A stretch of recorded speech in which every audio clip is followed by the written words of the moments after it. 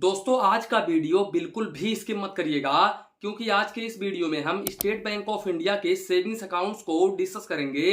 अब दोस्तों यहाँ पर काफी सारे लोगों का एक कमेंट होगा कि सर आप बार बार स्टेट बैंक ऑफ इंडिया के सेविंग्स अकाउंट्स के रिलेटेड ही क्यों वीडियोस बनाते हो।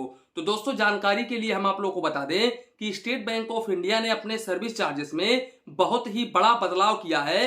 इसके लिए मैं आप लोगों को बोल रहा हूं कि इस वीडियो को बिल्कुल भी स्किप मत करिएगा और अगर आप चैनल पर पहली बार आए हैं तो प्लीज चैनल को सब्सक्राइब कर ले ताकि आपको ऐसे ऐसे नॉलेजफुल वीडियोस मिले सबसे पहले। तो चलिए इसी के साथ में वीडियो स्टार्ट करते हैं। दोस्तों जानकारी के लिए हम आप लोगों को बता दें कि state bank of India government sector का बैंक है। इसके अलावा स्टेट बैंक ऑफ इंडिया को इंडिया का सबसे बड़ा बैंक माना जाता है। इसके अलावा state bank of India savings accounts के ऊपर chequebook, passbook, ATM card offer करता है। इसके अलावा इस बैंक में आप लोगों को मोबाइल बैंकिंग, इंटरनेट बैंकिंग का भी फैसिलिटीज देखने को मिल जाता है। दोस्तों अगर हम पैसे सुरक्षित होने की बात करें तो स्टेट बैंक ऑफ इंडिया ही नहीं बल्कि इंडिया में जितने भी बैंक हैं सभी के सभी बैंक डीआईसीजीसी से इंश्योर होते हैं। डीआईसीजीसी का पूरा नाम है deposit insurance credit guarantee corporation, जो कि आरबीआई की एक सब्सिडी बॉडी है जिसके अंतर्गत हर बैंक के हर कस्टमर को 5 लाख रुपए तक का इंश्योरेंस बिल्कुल फ्री में प्रोवाइड किया जाता है।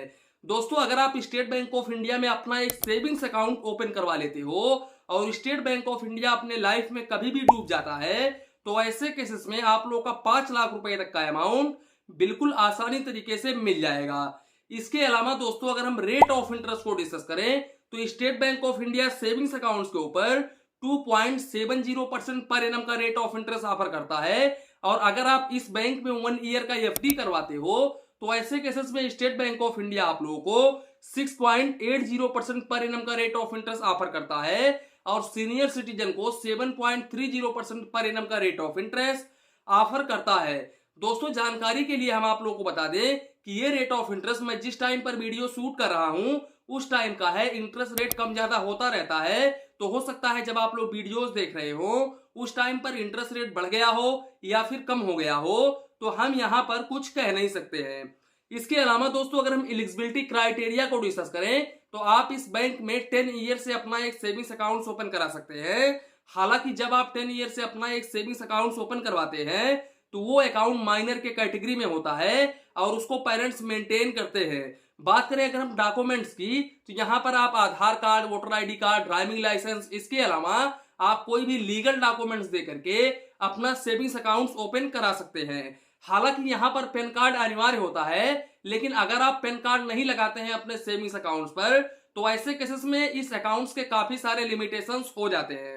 इसके अलावा दोस्तों अगर हम मिनिमम बैलेंस को डिस्कस करें तो यहाँ पर स्टेट बैंक ऑफ इंडिया ने अपने ओल्ड रिकॉर्ड के सर्विस चार्जेस में ये कहा है कि रूरल के कस्टमर्स को 1000 रुपीज और सेमी अर्बन के कस्टमर्स को 2000 रुपए, वहीं पर अर्बन और मेट्रो सिटीज के कस्टमर्स को 3000 रुपए एवरेज मंथली बैलेंस मेंटेन करना होगा। हालांकि अगर आप इस बैलेंस को मेंटेन नहीं करते हो तो ऐसे केसेस में भी स्टेट बैंक ऑफ इंडिया ने ये साफ साफ कहा है कि यहाँ पर आपको मिनिमम बैलेंस चार्जेस 1 रुपीज भी नहीं देना होगा। लेकिन अब यहाँ पर इन्होंने तो कहा है कि मिनिमम बैलेंस चार्जेस आपको नहीं देना होगा, लेकिन यहाँ पर विड्रावल पर इन्होंने लिमिट सेट करके रखा है कि यहाँ पर अगर आप 25,000 रुपए आपका एवरेज मंथली बैलेंस आता है तब आप 2 बार मंथली पैसे निकाल सकते हो। 25,000 के नीचे आता है या फिर 25,000 ही एवरेज मंथली बैलेंस आता है तब आप 2 बार मंथली पैसे निकाल सकते हो और 25,000 से 50,000 तक आता है मंथली बैलेंस तो आप 10 बार पैसे निकाल सकते हो। वहीं पर अगर आपका जो एवरेज मंथली बैलेंस है 50,000 से लेकर के 1 लाख आता है तब आप 15 बार निकाल सकते हो और अगर उसके ऊपर आता है तो ऐसे केसेस में आप अनलिमिटेड एसबीआई के ब्रांच से पैसे निकाल सकते हो। और अगर आप इस लिमिट को क्रॉस करते हो तो ऐसे केसेस में आप लोग को 50 रुपए पर ट्रांजेक्शन चार्जेस देना होगा। तो यहाँ पर ये साफ साफ क्लियर हो गया कि यहाँ पर मिनिमम बैलेंस चार्जेस तो ये नहीं ले रहा है, लेकिन अगर आप विड्रावल ज्यादा करते हैं तो ऐसे केसेस में पर ट्रांजेक्शन के ऊपर आप लोगों को 50 रुपए प्लस जीएसटी चार्जेस देना होगा अगर आप मिनिमम बैलेंस मेंटेन नहीं करते हैं तो यहाँ पर इस बात का आप ध्यान रखें। इसके अलावा एसबीआई में आप लोगों को एसएमएस अलर्ट के ऊपर कोई भी चार्जेस नहीं देना होता है। इसके साथ साथ दोस्तों state bank of India 10 page का चेकबुक पर फाइनेंशियल ईयर बिल्कुल फ्री में ऑफर करता है और अगर आप एक्स्ट्रा चेकबुक लेना चाहते हो तो ऐसे केसेस में आप लोग को 10 पेज का 40 रुपए प्लस जीएसटी चार्जेस देना होगा। वहीं पर 25 पेज का 75 रुपीज प्लस जीएसटी चार्जेस देना होगा।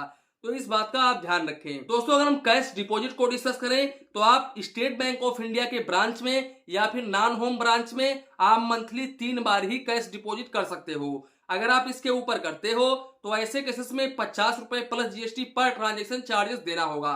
अब हालांकि दोस्तों यहाँ पर काफी सारे लोगों का ये कमेंट होगा कि आखिर हम 3 बार तो कैश डिपॉजिट कर सकते हैं, लेकिन कितना पैसा कर सकते हैं। तो दोस्तों ये amount state bank of India ने सर्विस चार्जेस में मेंशन नहीं किया है, तो इसलिए मैं यहां पर आप लोगों को क्लियर नहीं बता सकता। हालांकि आरबीआई गाइडलाइन के अनुसार अगर हम देखें तो सिंगल टाइम में आप 2 लाख रुपए से ज्यादा का कैश डिपॉजिट नहीं कर सकते हो, या फिर 2 लाख रुपए आप कैश डिपॉजिट सिंगल टाइम में नहीं कर सकते हो। उसके नीचे आप जो भी अमाउंट करना चाहते हो कर सकते हो, आरबीआई गाइडलाइन की अगर मैं बात करूं तो। इसके अलावा दोस्तों अगर हम डेबिट कार्ड को डिस्कस करें तो state bank of India savings accounts के ऊपर रुपए क्लासिक डेबिट कार्ड प्रोवाइड करता है, जिसकी अगर हम एनुअल फीस की बात करें तो यहां पर स्टेट बैंक ऑफ इंडिया पहले 125 रुपए प्लस जीएसटी एनुअल चार्जेस लेता था, जो कि हर साल आपके अकाउंट से काट लिया जाता था। लेकिन अब स्टेट बैंक ऑफ इंडिया ने इस सर्विस चार्जेस को इंक्रीज कर दिया है। 1/1/2024 से इस सर्विस चार्जेस को इंक्रीज करके 200 रुपए प्लस जीएसटी कर दिया है। तो दोस्तों यहां पर ओनली यही सर्विस चार्जेस को ये बढ़ाया है। अब आपको स्टेट बैंक ऑफ इंडिया के डेबिट कार्ड पर 200 रुपए प्लस जीएसटी यानी कि टोटल 236 रुपए चार्जेस देना होगा एनुअल, जो कि हर साल आपके अकाउंट से काट लिया जाएगा। अब दोस्तों मैंने इस सर्विस चार्जेस को देखा तो मैं ये दावे के साथ में बोल सकता हूं कि अगर स्टेट बैंक ऑफ इंडिया ने अपने डेबिट कार्ड पर धड़ल्ले से 75 रुपए इंक्रीज किया है, तो आने वाले समय में HDFC bank, ICICI bank, union bank of India, इसके अलावा कोई भी अदर बैंक यहां पर डेबिट कार्ड चार्जेस ये लोग भी इंक्रीज करेंगे।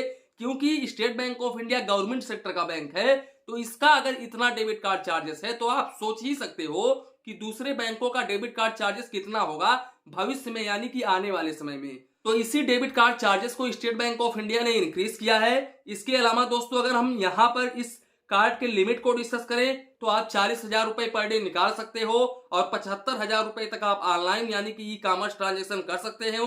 बात करें दोस्तों अगर हम काउंट ऑफ ट्रांजेक्शन की तो आप 5 बार इनके ओन एटीएम से पैसे निकाल सकते हो और मेट्रो सिटी से 3 बार, दूसरे बैंक के एटीएम से 5 बार पैसे निकाल सकते हो मंथली।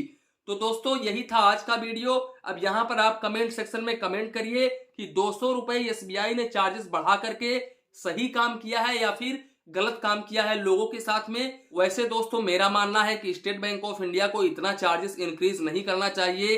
अगर स्टेट बैंक ऑफ इंडिया ही इतना चार्जेस इंक्रीज करेगा तो अदर बैंक तो इंक्रीज करेंगे ही करेंगे। दोस्तों ये वीडियो ओनली एजुकेशन पर्पस बनाया गया है। इसी के साथ में वीडियो समाप्त करते हैं। वीडियो पसंद आया हो तो प्लीज वीडियो को एक लाइक करिए और अपने चैनल फाइनेंस बैंकिंग को सब्सक्राइब करिए। मन में कुछ डाउट हो, कंफ्यूजन हो तो प्लीज कमेंट करिए। धन्यवाद, मिलते हैं नेक्स्ट वीडियो में।